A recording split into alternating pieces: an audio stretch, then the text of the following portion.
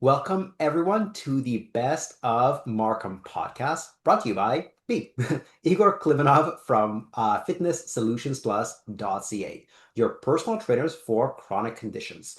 Today, we have a very special edition of our podcast because we have not one, but two guests. Our very first guest ever, Francesca Cadhit, is back. Why? She's another entrepreneur in Markham and the founder of Top Class Edge Learning. She also happens to be my wife. We also have Lucas Chang here from Y2 Entrepreneurship Labs. Lucas and Francesca, thank you both for being here. So, what's special about today's episode is we're going to turn the tables. Rather than me interviewing our guests about entrepreneurship, Lucas will be interviewing both Francesca and I about entrepreneurship as well as our relationship as entrepreneurs to each other. So both of you, thank you for being here. Lucas, what first gave you the idea to do this? Because both Francesca and I, we jumped on it. We loved it. Well, so yeah, so Igor, you and I have known each other, back in the startup York days, so we're kind of creeping into about a decade, which is crazy when I say it out loud. And Yeah. Francesca, you and I met more recently, but we have a lot in common with our focus on helping youth and helping them be the best versions of themselves. And so kind of knowing the two of you, I thought it'd be fun to have a conversation. But the other thing is, at least in my exposure, in my experience, these entrepreneurship podcasts and discussions usually are with one entrepreneur, and it's about tell me about your business and what's your why, and it's all about that. But there's so many other aspects of being an entrepreneur, and in your case, part of your life identity is not just running a business, but supporting your spouse who they run their business. So I was really curious because you guys are fun. And I thought it would be kind of cool to see the dynamics of the two of you, and just kind of your relationship, more as kind of two entrepreneurs who are partners in life. But we're going to get into like the businesses and all that. A little bit of the new newlywed game as well. We're going to fuse a little bit of that in there. But it really was just I thought it'd be a fun conversation that maybe, for Igor, your listeners may not necessarily see this side of you, or maybe they do. But if they don't, this could be a really interesting, dimension. And I think too, maybe there will be a listener or two out there who maybe, in the midst of their business, they're starting it, they're running it, and their partner's doing the same thing. And maybe there's those stresses, which we may talk about, that maybe they need a little bit of comfort and reassurance that, yeah, you know what, it's normal to run into these situations when you both are running your own businesses, the stresses, the successes, and everything in between. And maybe it would help somebody else to hear how you guys deal with it. Yeah, So totally. In that was fact, kind of it. yeah, I mean, you're right. I've never heard of a podcast like this one before. Absolutely. Yeah. Fresh perspective. Absolutely. So are you okay? I sent you the questions earlier. We talked about it. I'm going to try to not like surprise you because that'd be rude, especially because I'm coming into your virtual home. But are you okay? We get started with, kind of start the conversation. Let's do it. Yeah. All right, so let's start with the relationship side. So, a question, for both of you, and this will be fun to see how that initial question gets bantered. So, how long have you been together? How long have you been married? And how would you describe your relationship with your partner related to and unrelated to your business? So, you know, I'll start with the host. I'll start with Igor. So, you know, um, how long have you guys been together? Which I hope, Francesca, you will not give a different answer. No. But My then answer will get, be exactly the same. I hope. but then getting into your relationship. So, kind of with business and outside of business. So, Igor? Sure. So, funny enough, entrepreneurship is so ingrained in us. We actually met at an entrepreneurship event in Y Space. In 2019, they had this event called the Six Initiative. Six was spelled the number six, and then IX. And that's actually how we met. We were both there to talk about entrepreneurship. We're obviously both entrepreneurs. I run a personal training company, Francesca, a high school tutoring company. Um, so that's where we met. Funny enough, we discovered besides our love of entrepreneurship, we also had a love of lifting weights and bubble tea. So that was actually our first two dates. Date number one was bubble tea. Date number two was lifting weights. Um, To burn off the bubble tea calories. That's precisely, it. exactly. Um, and so we've been together since 2019, so about 6.5 years at this point, and married for about almost 3.5 years or so. Yeah. Um, and so Francesca actually made our wedding date my birthday, so she wouldn't forget the anniversary. So I remember that, June 30th, 2022. Um, and so the way that I guess, our relationship is, or how our relationship is related to our businesses, is it's cool to have both from my perspective, bouncing ideas off of each other, but also because I've been an entrepreneur for 15 years, Francesca is kind of newer into it, not new anymore, but newer into it. So for my role, it's also been a little bit of mentoring. Not a lot of mentoring, but a little bit of mentoring, because she's got a good business mind all on her own. Um, so that's how it's related. As for unrelated, the stuff that we like about each other and would have done anyways, whether we were entrepreneurs or not, is our shared love of travel, restaurants and bubble tea places, and family gatherings. Like my family is small, it's just me and my sister. Francesca's family is giant. Uh, her dad is the one of was it is it 9 or 10 siblings? 10. He's one of 10 siblings. Yes. So Yeah. that, like I said to you before we started recording, a small Filipino family gathering is 12 people. And that's nice, intimate, etc. Can you imagine how hard it is to call restaurants and make a reservation for 12 people, even if you're calling a month out? Um, Well, especially if you're not used to it. If your family is kind of, parents and two kids, you're yeah, like, yeah, big gathering is maybe if somebody brings somebody, so five. So it's got to be this like, yeah, I don't know how we got to 12, but this is what we're looking at. yeah, yeah, that's exactly. Minimum. Sometimes Yeah, 16, 20, depending on the cousins who are coming, the aunts and uncles who are also going to be in tow. Yeah, yeah. yeah, yeah. So all these things we have in common. And like I've been to big family gatherings, because once we start inviting uncles, aunts, and my family also gets bigger, but that's relatives. Hers is all family. So that's kind of how our role through entrepreneurship and business is related to each other, but also unrelated. Francesca, Yeah. anything you want to add? Yeah, I mean, I think Igor covered a lot of it. So in terms of how would I describe our relationship, both related to and unrelated to our respective businesses? When it comes to the business side of things, Igor definitely hit the nail on the head. There are so many things that we can, just ideas that we can bounce off of each other. Whether it's, for example, maybe some challenges or some wins that we want to share. Maybe, we had a really great week or a really great month or something like that. It's nice to be able to celebrate that with somebody who gets it. On the other side of things, if there has been a challenge, whatever that challenge happens to be, it's great to be able to have someone to lean on who, again, really understands from that deep level, right? From that level of I have gone through this, or I can completely understand because, I'm in business myself, having a small business, running a business ourselves. So I think that's really great as well. I think what also works well is because we both understand each other's schedules in terms of entrepreneurship. Like entrepreneurship is so different. Every single day is a little bit different. It's Mhm. nice that we kind of have an idea of okay, we have that understanding of how our schedules are going to be and being able to kind of work around that. And yeah, like you said, we have so many of these shared interests, whether it's travel or trying out different foods, family gatherings, and yeah, I think it's great.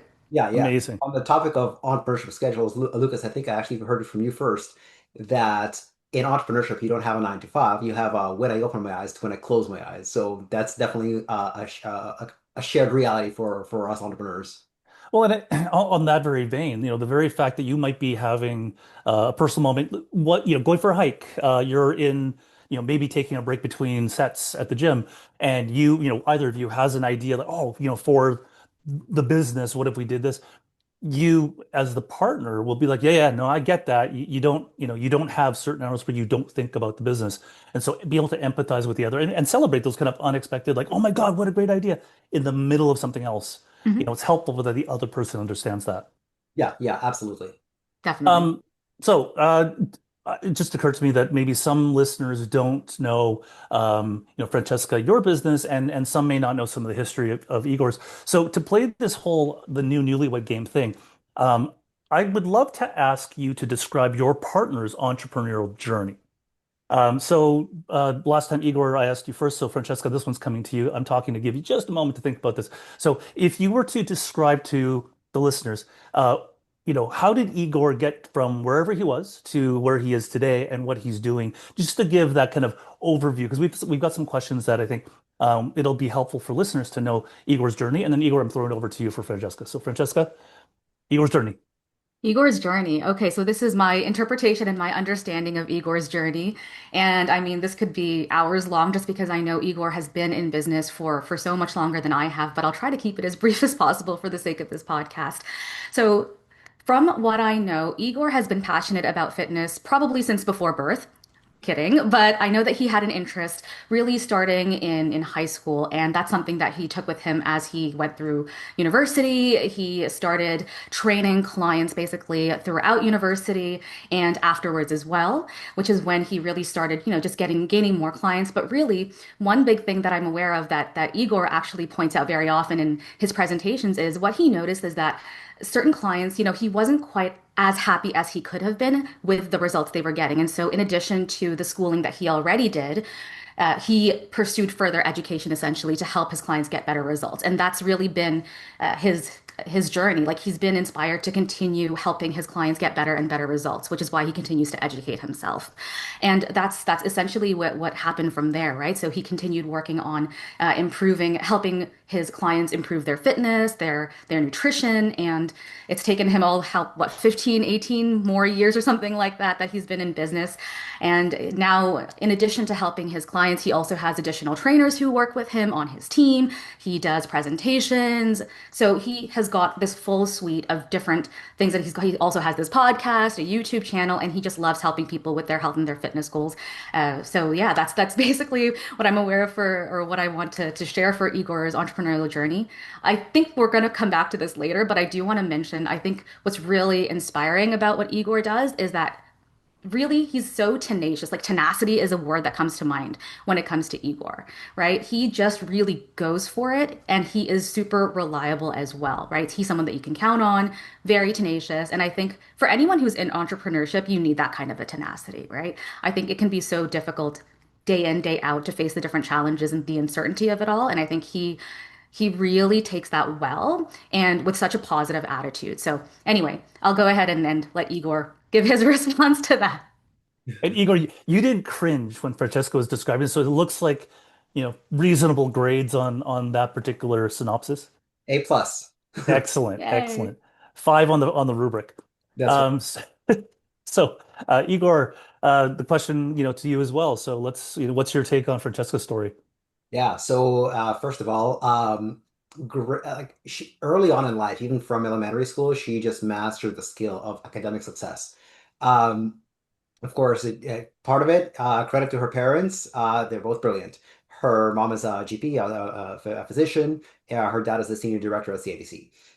So first of all, great genetics, but on top of that, great work ethic. And she's always she's always clarifying for me that this didn't come easy for me. The academic success, I had to work at it. But I think one major turning point came in grade six when they were teaching the concept of negative numbers. And so she had a cousin who was much older than her, and she was kind of helping her with math. Um, and her cousin was trying to explain to her negative numbers.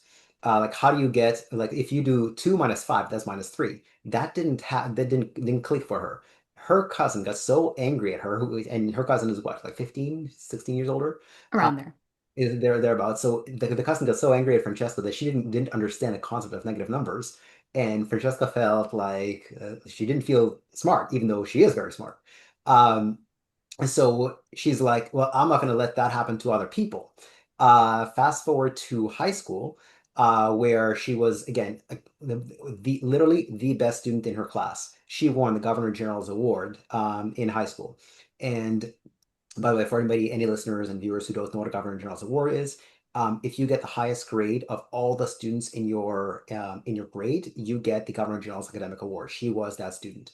Um, and so, because she was that good academically, her teachers in high school, the geography, the math, the English, the science, they kind of voluntold her to mentor and tutor other students. Then she's like, oh, I have a knack for this. Fast forward to university, she went through life sciences um, with the expectation of maybe I'll go into medical school and maybe not. We'll see what happens. Um, but she didn't go to med school, but she did get a corporate job, a CABC job, straight out of university. And for worked there for a couple of years. Fast forward a couple more years, worked at Starbucks as a barista, while already kind of running a tutoring company with an ex-business partner. Um, so she was already doing that kind of on the side. Fast forward a few more years, gets a regular job, all the while still tutoring on the side. Eventually, she's like, I'm helping students do extremely well. To toot her own horn, because she probably won't do it herself. She has figured out a way to get students, no offense, even dumb students, to go from to bump up one grade level in a matter of 1 to 3 tutoring sessions. So a D student could be a C student in a matter of 1 to 3 sessions, a C to a B in 1 to 3 sessions. So she's figured that out. She's also figured out how to get really good students who are already getting 90s to get even higher 90s. Um, to the point where now her students have gotten into very, very competitive, some of the most difficult schools in the world.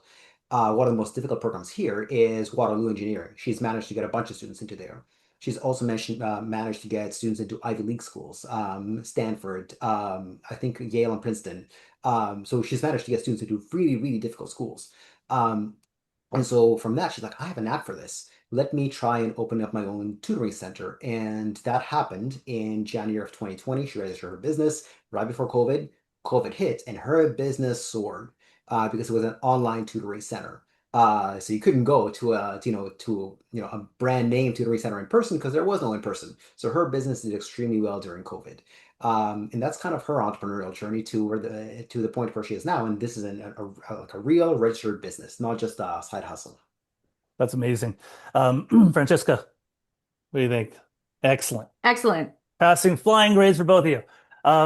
So something that in both your stories, just common, and I don't imagine this is a big like aha, but for listeners, just to call this out, that both of you, your passions for your respective businesses and helping the people who you're helping, whether it's their mind or their body, you've been interested in this since way back. You know, this sounds like the origins would be for Igor when you were still in your mother's womb, and Francesca in elementary school. But just that core passion that was you many, not many, but just a few years ago.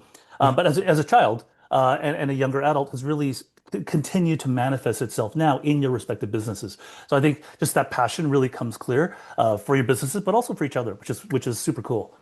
Um, which I kind of want to go kind of build on that next thing, kind of the passion for each other. So this is for either of you. I'm going to go to the other one afterwards, so you can decide who wants to go first. What has been the most fun or rewarding about being married to another business owner?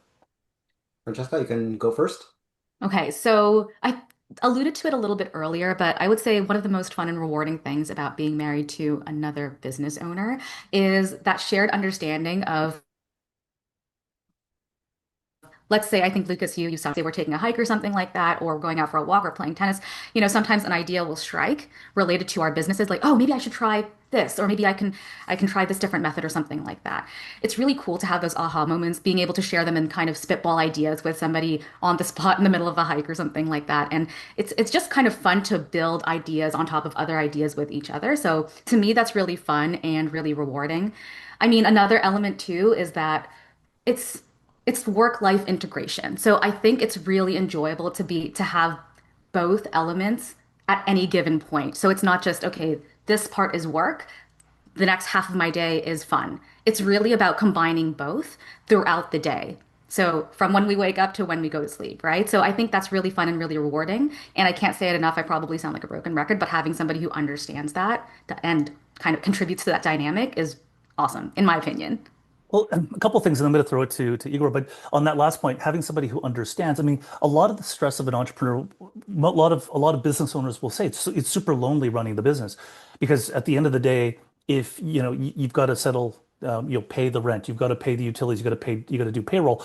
At the end of the day, you're the one holding all of this, and if the business isn't going well, you're the last one standing and holding all the responsibility. That can be super lonely as an entrepreneur, as a business owner. So to have somebody else who understands those pressures and those stresses can take that load off of you, because you're sharing not to justify to somebody who you're like, oh my God, this is why I'm stressing today or this week, but to somebody who says, oh yeah, I totally get it. Um, but Francesca, to the first point you made about, maybe you're on a hike and something comes up, I'm curious, again, the question of most fun, I'm going to throw Igor after, but I am curious, each of you found that you've either found inspiration in the other person's business, in the other person's industry, or have you, in providing a suggestion to your partner, drawn inspiration and insight from your own industry that then translates well into the other person's business? Just curious if anything, just a top of mind idea where like, oh yeah, there was that time. Igor? Oh, sure. Yeah, so in my business, I'm really, really fond of borrowing strategies from outside of personal training. Because if I was to do the marketing, that other personal trainers are doing, I'd be, no offense, as broke as most personal trainers. Most personal trainers do two things. One, referrals, and two, social media. Now, if you ask them, what like, do you have a specific way to get referrals? They say, no, I just do a good job and I pat myself on the back and I get referrals. I'll say, okay, the A, that's not predictable.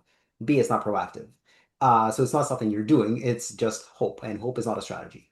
The other thing is they say social media. But then if you actually dig into their analytics, if you ask them, okay, well, how many clients do you get through social media? They'll say either very low numbers or they'll say a few. They don't give a specific number, just leave it vague at a few, which means that usually the time and energy and effort and potentially money that's spent on social media isn't worth the amount of clients they're getting. I like to have way more predictability and be way more effectiveness than that. So my best strategies, my four best strategies in marketing are in no particular order: public speaking, two, email marketing, three, writing books, and four, believe it or not, door-to-door sales. None of those came from personal training. Public speaking, I got that idea from Get Rich in Real Estate. Email newsletters, I got it from affiliate marketers and email marketers. Writing and publishing books, same thing, email and affiliate marketers. Door-to-door sales, I got it from, well, realtors, Jehovah's Witnesses, politicians. And the way that I get people to engage with me um, in those conversations in door-to-door sales, I borrowed that strategy from people who sell timeshares on vacations. None of those came from personal training.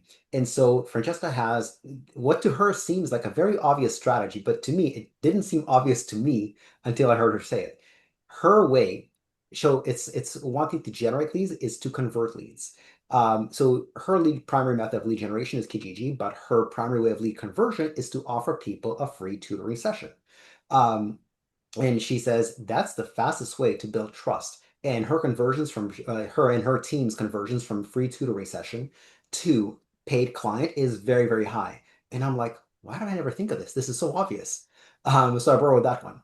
So now, on occasion, I'll offer between 3 and 8 free, three free, so 5 to 8 packages of 3 free personal training sessions to what I call high leverage people. Not to say there's good people and bad people, but people who could potentially be good referral partners, like chiropractors, physiotherapists, nutrition, and like nutrition supplement stores. So I'll offer them 3 free personal training sessions. Whether they become clients or not, some of them could become clients, but even if they don't become clients, they potentially become referral partners. That's the fastest way for me to build trust with them. Just spend 3, 4 hours with them, um, and get them as good results as I can in that amount of time. And so that's one strategy that I bought from Francesca. That's been very, very effective and profitable. Awesome. Francesca? So let's see, just in terms of borrowing ideas Yeah, or being from inspired by what the other person has done. exactly kind of what have you seen, for example, that Igor has, suggested or is doing or, is in kind of that broader industry that you were like, oh yeah, you know what, I'm going to draw from that. I think the biggest one that comes to mind is having a mailing list, just having a newsletter. Prior to Igor, I mean, I had been vaguely aware of newsletters and mailing lists, just as a person who has subscribed to a couple of them in the past, but I had never thought of them for whatever reason, and it seems obvious now, but I'd never thought of them as something that I could or should do myself. So prior to that, it was more, I just I had some inbound leads and I also had some referrals and what have you, but I never thought, okay, maybe I could continue to add value and talk a little bit more about how we do things, what we do, how we can help students through a newsletter. So just implementing that, I've been able to connect with not just prospective clients and what have you, but just to add value to students, add value to parents, provide information about university applications and things like that. That let's say somebody finds it useful. This actually happened recently, a few days ago. I was talking about university applications and how that can be overwhelming and pretty stressful, and I talked about some tips and helpful techniques that one might be able to use to help with the university application process. And some parents really resonated with that, and they wanted to ask for some additional support with that. And so yeah, that's something that Igor introduced to me, and I didn't again, it never struck me as something that I could or should do. I was like, oh yeah, an email newsletter, that makes so much sense. And yeah, that's just one of many ideas Oh, of course, that yeah. yeah. This is one of for sure one of many because I think the nice thing too, be it on the hike, tennis, or you're actually sitting down talking about business, the opportunity to talk to someone who is a sounding board, but who's somewhat removed from, kind of the part of your industry, but also is still in the intention of helping people. There's going to be that really kind of empathetic sounding sounding boards, which is fantastic. Yeah, Mhm. definitely. So Igor, I know that was a bit of a detour from the original question, but for you, what has been the most fun or rewarding being married to another entrepreneur, Francesca? Yeah, so a bunch of things. Yes, it's helpful to have a sounding board. Whether you take each other's advice or not, yes, it's nice to take each other's advice, but even if you just run your ideas, you hear their feedback and you're like, oh, I don't want to go with that. Even that's helpful, okay? Not to put the other person down, not to say their ideas aren't good, just like, oh, okay, now I know why I don't want to go with that route. Or sometimes it's, that's a great idea. I do want to go that route. So just to have a sounding board, regardless of what the outcome is, that's one of the most rewarding things. The other most rewarding thing is, I think Francesca alluded to it earlier, is not work-life balance, it's work-life integration. Because for a lot of my corporate, I guess, clients, acquaintances, friends, they think of work as this thing you have to tolerate, not enjoy, tolerate until you can do the things that you enjoy. I'm like, why can't you enjoy your work? The reason that I'm perfectly happy to work 75 to 85 hours per week is because there's no this is work and this is fun. Work is fun. Training clients, that's fun. Public speaking is fun. Researching the deep science of diabetes, osteoporosis, etc., that's fun to me. And writing about my findings in A, articles and B, books, that's fun. So it's not like this thing is work, this thing is fun. I don't work 80-hour weeks because I have to. I work 80 hours per week because this is fun. You know, some people scroll to their phone because they find social media scrolling fun. Some people watch TV because they find that fun. I find work fun. And she understands that. So that's one of the great benefits of being married to another entrepreneur. I find this fun, and she understands that. Working on vacations is fun because again, work to me is fun because why would I want to take time off from fun? There's this fun I can have on vacation, and there's also not instead of there's also this fun that I can have while working. So that's why whenever we take vacations, we plan our excursions to be half-day trips because I still want to get some work done while I'm on vacation. So that's one of the great benefits of being married to another entrepreneur. Yeah, again, they understand it, they get it, and they don't give you grief for something that you are very passionate about. Yeah, yeah, exactly. I'm perfectly happy to do those 8-hour weeks because again, it's fun. And then you get that patience from your from Francesca and vice versa. Yeah, Um, let's go the other route then. I'm going to start with well, actually, I'll leave it to you for you to decide who. So the flip side is this: what has been the biggest challenge? If you were to name just one challenge, what would be that challenge you've encountered in supporting your entrepreneurial partner? sure. First, you want to go or you want me to take it? Oh, no, I can go ahead. So, I mean, this is sort of a small, a minor gripe. I mean, it's a challenge nonetheless, though, and it's something that I've learned to kind of handle a little bit more as the years have gone on. But Igor alluded to it a little bit earlier. Sometimes, let's say that we're brainstorming ideas. Let's say somebody talks about a challenge that they have in their business, whatever it relates to, and maybe I have an idea or he has an idea. Whoever happens to present the challenge, the other person comes up with an idea of how to tackle that.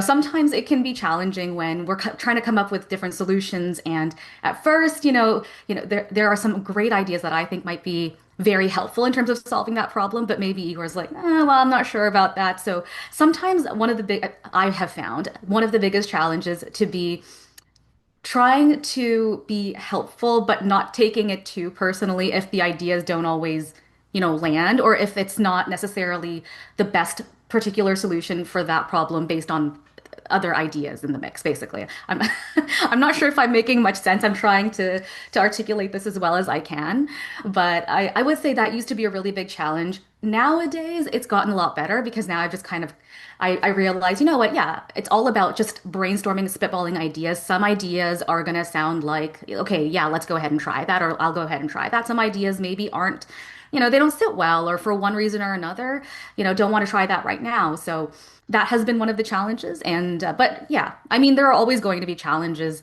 no matter what, and that's just part of life. 100%. And I'm going to ask this next question with kind of the intention to help a listener who might be running into this right now. So, Francesca, backing up, have you, there's a, one way, which is you give an idea, you share an idea to Igor, and he says, maybe not. The other is Igor suggests something to you, and you're like, whoa, I don't know about that. Yeah. When you're talking about the challenge, which has been more of a challenge? And just so you know where I'm going with this, I'm going to ask you afterwards, what was that thing, or was there something, a coping tactic, strategy, something that helped you feel better about the either you suggest something Igor rejects, or Igor suggests something that you reject. So pick one or the other as being kind of more the challenge, and then what helped you better cope and deal with that. Okay, what's been okay, so I'm trying to put myself in that situation specifically. I would like to think it's always more difficult to be rejected. So I Yeah, would go think with it. Go with it. maybe I'm gonna go with my gut Yeah, yeah, instinct yeah, yeah. without like a deep level analysis and like weighing pros and cons or whatever of both sides. But I'll say I think for me it's challenging when I'm trying to come up with ideas sometimes. And again, this is in the past because it has, I've learned to kind of, oh, okay, it's not something to take personally, essentially, right?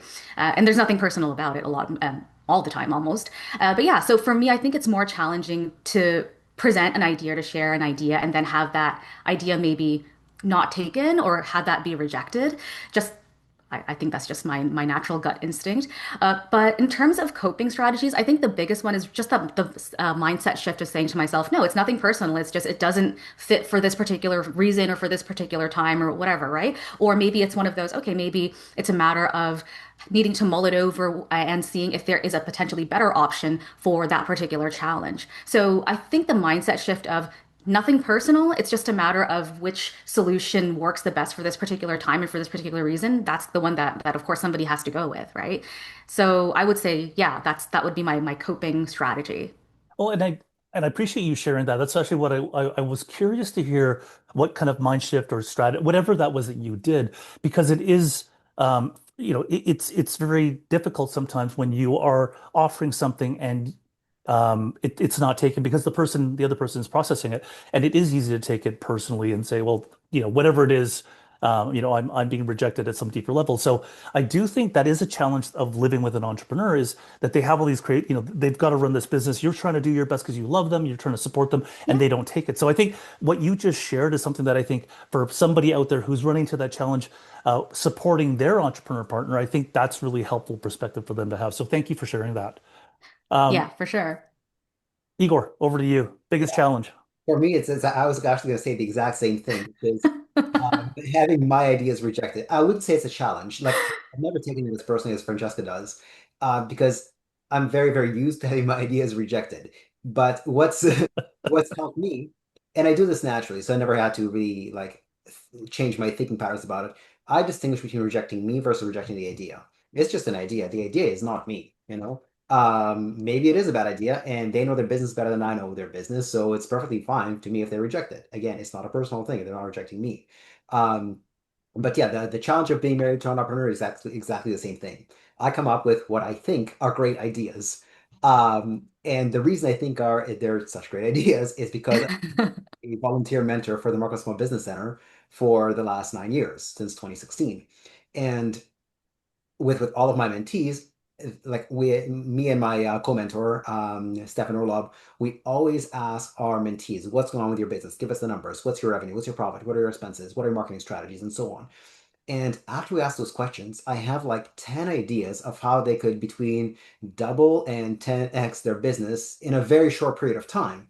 And they often do because we get follow-up meetings with our mentees. So I actually know how their business is doing.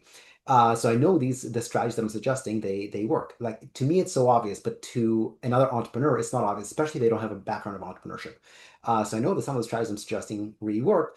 Um, Sometimes it's a challenge to have them rejected. But again, I don't take it personally. I'm like, you it sounds good to you? Yes, good. No, okay, that's fine too. No big deal. Let's move on. So Yeah. funny.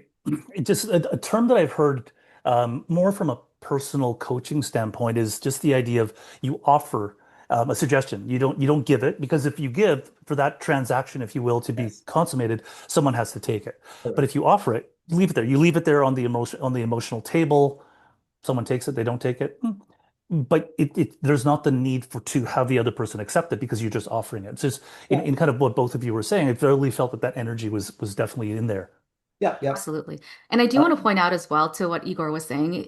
The reason he has so many of these, he does have so many great ideas because of all of his experience, right? He's been in business for longer than I have. He has been a mentor at the Small Business Center, the Markham Small Business Center for some time, and he's helped so many entrepreneurs.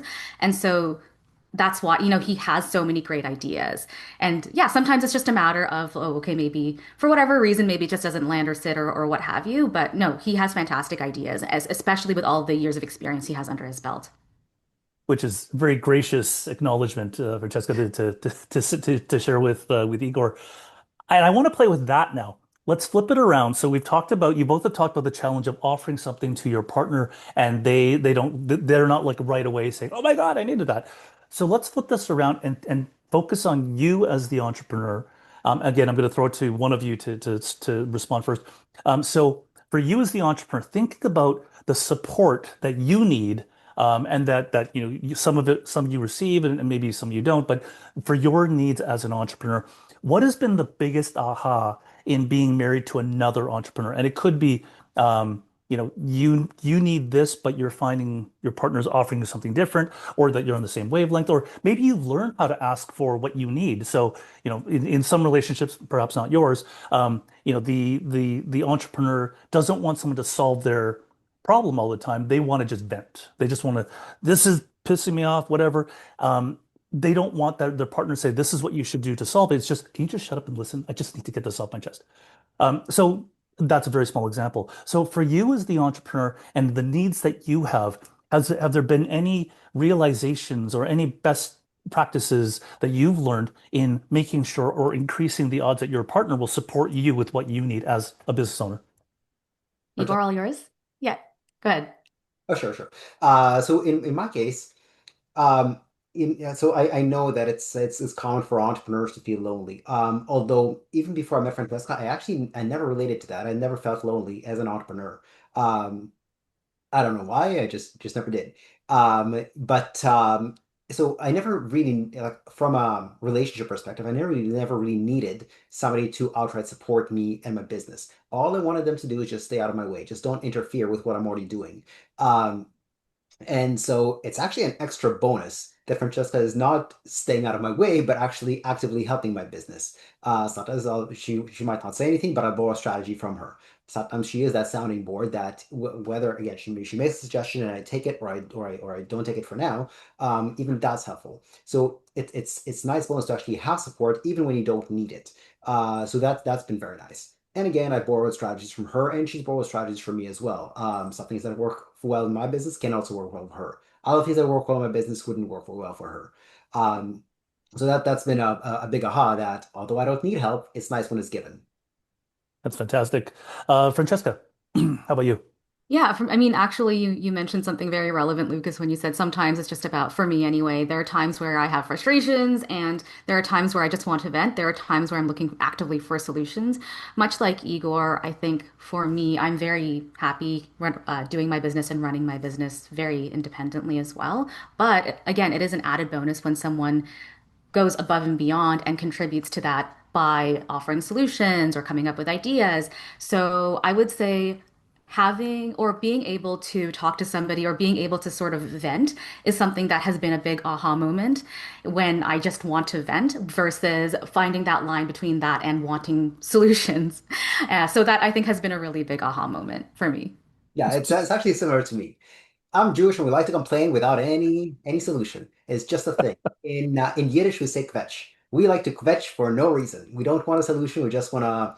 This is pissing me off, and Francesca's like that pisses me off too. So you want to be pissed off together, and that's nice. I think that actually might be a Hallmark card somewhere that you're the only one that I want to bitch with. Yes, that's good. So so so do you have a word, a kvetch safe word or something where you let the other partner know, I don't want solutions. I don't want no consulting in this. I just want to tell you what's pissing me off after and then after we can deal with it. But do you have a way of communicating with each other to say, don't solve this for me. Listen, and if you don't want to listen, pretend you're listening.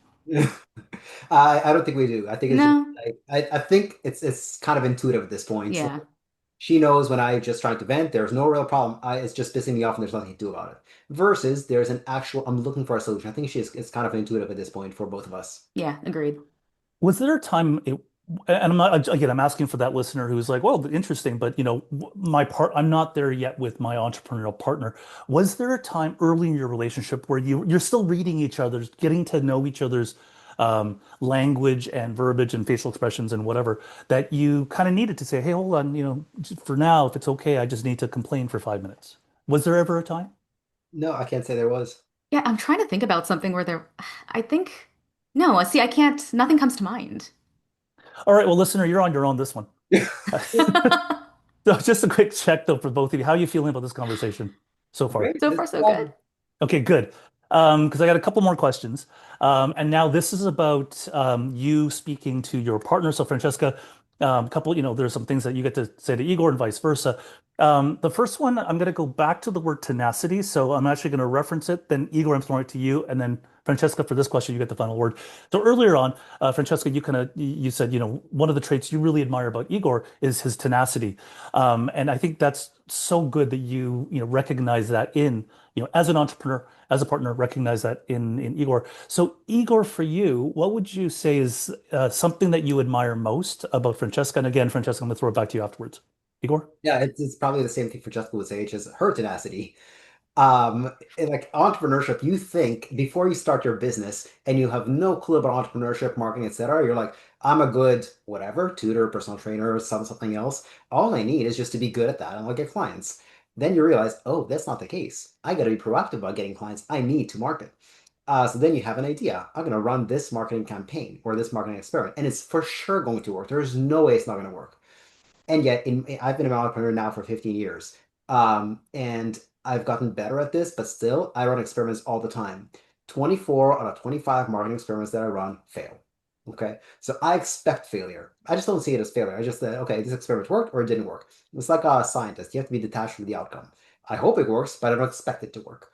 And so that's one thing that I admire about Francesca is that she still gets a little bit attached to her marketing campaigns. I mean, who wouldn't? But she doesn't give up when one doesn't work. She's like, oh, entrepreneurship is not for me. Let me just keep trying. So so it's the same thing for her as I think she might say for me. Francesca? Yeah, yeah, absolutely. I mean, I mentioned it earlier and I'll mention it again. It's tenacity, Another thing related to that as well, because I did talk a little bit about tenacity earlier, is I think what I really admire about Igor is he really has this love for entrepreneurship, I think. Like he loves trying different things, experimenting with different methods, strategies, and what have you. And he genuinely just loves seeing, okay, what's working, what's not, let's break it down. And he doesn't really get attached to any particular idea. It's just, hey, there's an idea, null hypothesis. It could work, it could not work, or what have you. And let's see where it goes. If something works, awesome, lock into that. If something doesn't work, okay, tried it, didn't work, move on to something new. So I think he really has this love for entrepreneurship. I think he has that tenacity. And I really admire that because I think that can be very difficult. At least for me, sometimes it can be very difficult when there's rejection, when things aren't maybe going the way that I wanted them to go or something like that. It can be very challenging. And for Igor, he just really takes things in stride and he keeps, he's very positive and also just goes, okay, well, this worked, this didn't work, break it down, let's move on. And so, yeah, I definitely admire all that. Yeah, there's a lot in there that you're talking about too, and I think that those are all traits. I think for somebody who is running into challenges with starting their business or running their business, and for the empathy of their partner to understand it, that sometimes the partner who is the entrepreneur, the person who's running their business, can get emotionally tied to various aspects of their business. So helping them be able to recognize the times where they need to step back and be somewhat dispassionate, somewhat scientific, to have those that ability to focus on what the longer term outcome is absolutely super helpful. So I think that what you said, Francesca, about Igor totally resonates. Last question for you, because we've been having good conversation, a longer conversation, but I do want to wrap up with this. So now I want to ask each of you to say something to your partner, and I want you just to think about maybe something. What would you want to say to your spouse as you're an entrepreneur and they are an entrepreneur, that maybe you haven't had a chance to say recently or say ever, and just kind of what would that be? And again, who wants to go first? Francesca, you, me? You can go ahead. My advice is, and I say this to her all the time, is don't give up. Uh, I tried 46 things that failed before I tried one that succeeded.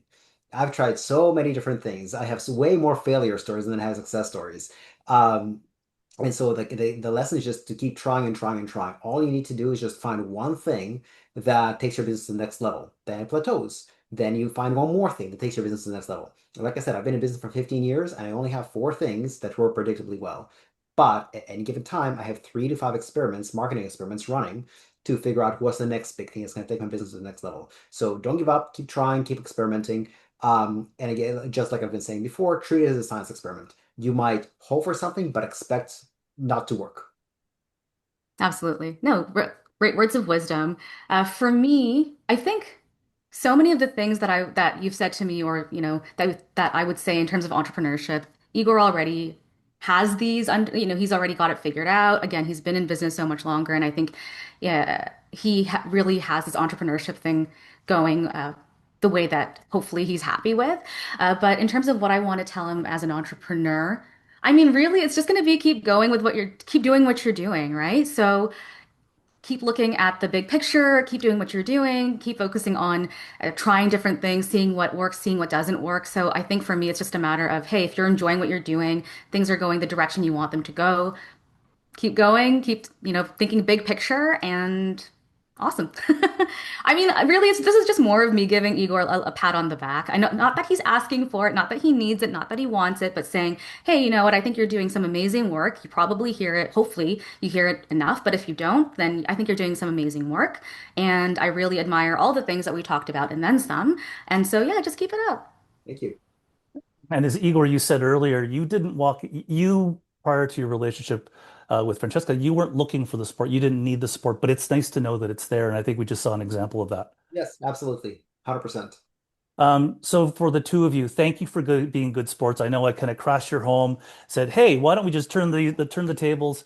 But I also hope for both of you that you had a chance to, share some of the wisdom and the experiences you've had as an entrepreneur supporting another entrepreneur. And for the listeners on Igor's podcast, I hope that in this experience, you got a couple of things that maybe you don't typically hear in your, Igor's or other podcasts that you've heard, what it's like to be part of a partnership with an entrepreneur. And again, maybe you are one yourself and maybe you're not, but now you have this sense of what it's like to be in a relationship with an entrepreneur. So thank you for everybody for indulging in this conversation. I hope it was a good use of time for all of you involved. Igor, back to you to wrap up. Thank you so much, Lucas. And by the way, you didn't crash our home. You're a very welcome guest. We invited you here. Love it. Let's do it again. Absolutely. So thank you, Francesca, for being on this podcast, sharing your experiences. And Lucas, thank you for being a very, very wonderful interviewer. Fantastic. Thanks. Thanks, guys.